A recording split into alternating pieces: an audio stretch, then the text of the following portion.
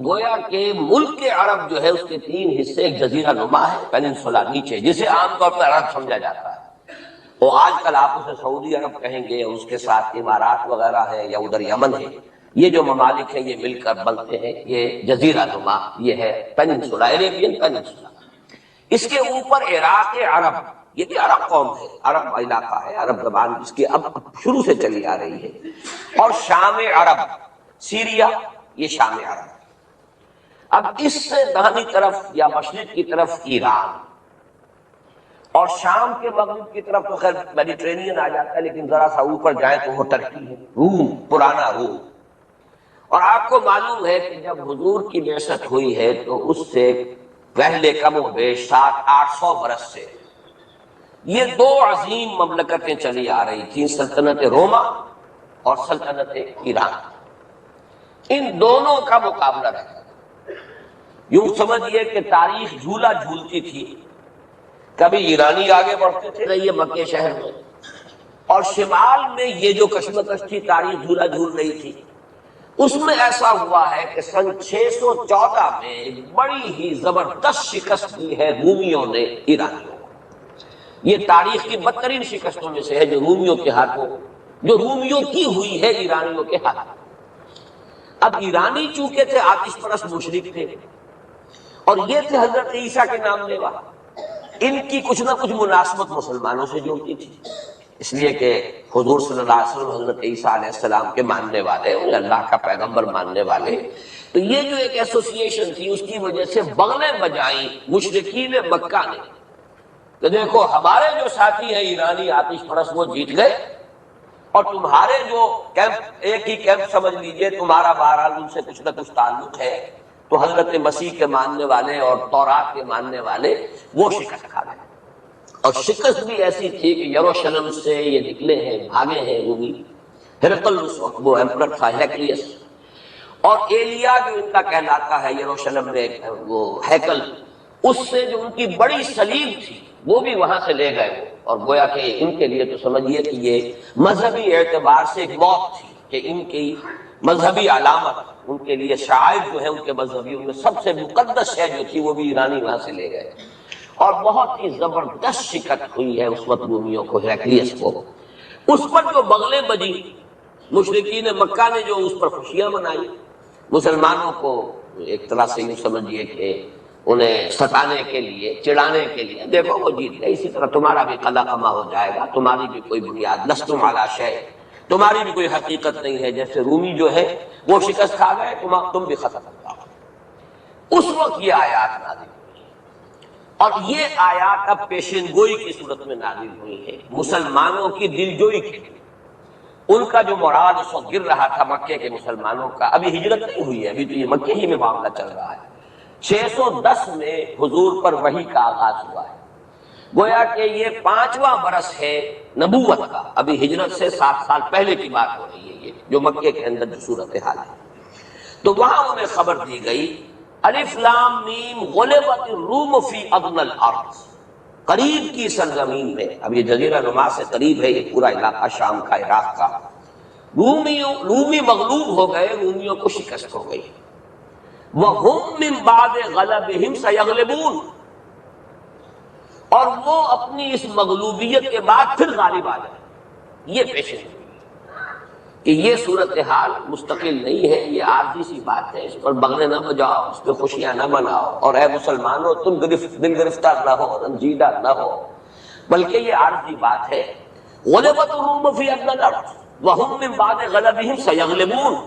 فی بِضْعِ سِنِینَ، تعین کے ساتھ یہاں پر معین کر دیا ہے اللہ نے کہ بضع سنین میں، چند سالوں میں، لیکن بضع کے لفظ کا اطلاق ہوتا ہے عربی زبان میں 3 سے لے کر 9 تک، 10 سے کم 3 سے زائد، یہ بضع فی بضع سنین، ان سالوں کے اندر یہ پلٹا کھا جائیں گے حالات، tables will be turned، اور پھر جو ہے رومیوں کو فتح حاصل ہو جائے گی۔ یہ پیشن گوئی ہے۔ میں اب یہاں اس حوالے سے ذرا 2 باتیں کہہ دوں پھر آگے چلوں گا۔ میں نے خاص طور پر آج اس مقام کو اس لیے بھی چنا ہے کہ میں یہ محسوس کرتا ہوں کہ ہمارے ہاں جو حضور صلی اللہ علیہ وسلم کی احادیث میں پیشن گوئیاں ہیں، ہمارے ہاں کا جدید تعلیم یافتہ طبقہ ان کی طرف کوئی توجہ نہیں دیتا، بلکہ سمجھتا ہے کہ ادھر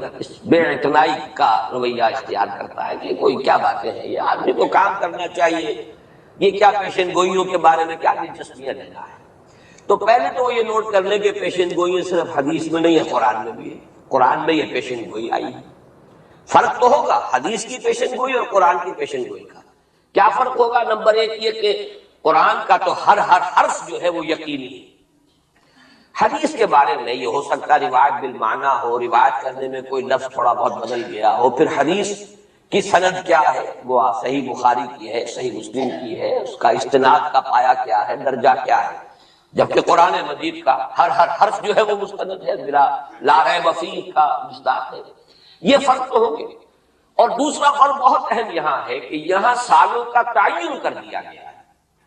یعنی زیادہ سے زیادہ 9 برس کے اندر اندر یہ صورتحال بدل جائے گی۔ حدیث میں جو پیشن گوئیاں آئی ہیں ان میں کوئی تعین وقت کا نہیں، بلکہ سورہ انبیاء کے آخر میں 2 آیتوں میں حضور سے یہ کہا گیا کہ آپ کہہ دیجئے ان ادری اقریب ام بعید ما توعدون، اے نبی ان سے کہہ دیجئے کہ مجھے یہ معلوم نہیں ہے کہ جس چیز کی تمہیں خبر دی جا رہی ہے، جس چیز کا وعدہ تم سے کیا جا رہا ہے وہ قریب ہے یا دور ہے۔ ٹائم ٹیبل میں نہیں جانتا، لیکن جو میں کہہ رہا ہوں وہ ہو کر رہے گا۔ وَإِنْ أَدْرِي لَعَلَّهُ فِتْنَةٌ لَكُمْ وَمَتَاعٌ إِلَىٰ حِينٍ، اور اسی صورت میں پھر آگے چل کر ایک آیت کے بعد یہ ہے، اور یہ بھی کہہ دیجئے ہو سکتا ہے لعلہ شاید کہ یہ ابھی تمہارے لیے کچھ اور موقع تمہیں مل جائے، آزمائش کا موقع مل جائے، اللہ تعالیٰ تمہیں کچھ بریدنگ سپیس دے دے تاکہ تم اس میں اپنی اصلاح کر سکو، تو گویا کہ آزمائش کی ایک مہلت اور مل جائے تمہیں، یہ ہو سکتا ہے۔ لعلہ فتنۃ لکم ومتاع الی حین، ایک وقت معین تک کے لیے اللہ تعالیٰ تمہیں اور رہنے بسنے کا موقع دے دے، لیکن یہ کہ اس میں کوئی شک نہیں ہے کہ جس عذاب الہی کی میں تمہیں خبر دے رہا ہوں وہ آ کر، اس میں کوئی شک نہیں۔ کب آئے گا یہ مجھے معلوم ہے۔ اسی کی ایک مثال اور بھی یہ نوٹ کر لیجئے، جب حضور نے خواب دیکھا، اور نبی کا خواب بھی وہی ہوتا ہے کہ ہم عمرہ کر رہے ہیں، حضور نے صحابہ کو حکم دے دیا۔ سن 6 ہجری کا یہ واقعہ مشہور ہے کہ اب تقریباً 1400 یا بعض روایات میں آتا 1800 صحابہ کے ساتھ آپ احرام باندھ کر عمرے کے لیے اور مکے کا سفر کر رہے ہیں، حدیبیہ تک پہنچ گئے۔ اب وہاں جو صورتحال پیش آئی، مکے والے اڑ گئے، کسی قیمت پر ہم نہیں کرنے دیں گے، گویا کہ خون کی ندیاں بہہ جائیں گے۔ تو وہاں کی صورتحال کو دیکھ کر مصالحت کی حضور، صلح کی، صلح حدیبیہ مشہور صلح حدیبیہ بہت ہی اہم ہے، تاریخ کا، سیرت النبی کا بہت اہم واقعہ ہے۔ اس پر بعض لوگوں کے ذہنوں میں یہ اشکال پیدا ہوا کہ حضور نے تو کہا تھا کہ میں نے خواب دیکھا ہے، اور نبی کا خواب تو وہی ہوتا ہے، اور ہم اس وقت جا رہے ہیں بغیر عمرہ کی، تو گویا کہ ایک وسوسہ تو آ سکتا ہے، بڑے سے بڑے آدمی کے ذہن میں آ سکتا ہے۔ اور صحابہ کرام تو آ کر حضور سے کہتے بھی تھے کہ حضور بذا اوقات ہمیں اپنے دل میں ایسی باتیں بھی محسوس ہوتی ہیں کہ زبان پر لانے سے ہم زیادہ بہتر سمجھتے ہیں کہ ہمیں زندہ آگ میں جلا دیا جائے، یعنی ایسے وسوسے بھی ہمارے دل میں آ جاتے ہیں، دماغ میں آ جاتے ہیں۔ تو حضور نے فرمایا کیا واقعی تم ایسا محسوس کرتے ہو کہ اس بات کو زبان پر لانے سے بہتر ہے کہ ہمیں زندہ جلا دیا جائے؟ جی ہاں، یہ تو ہمارا ہے۔ فرمایا ذاک ایمان، یہی تو ایمان ہے۔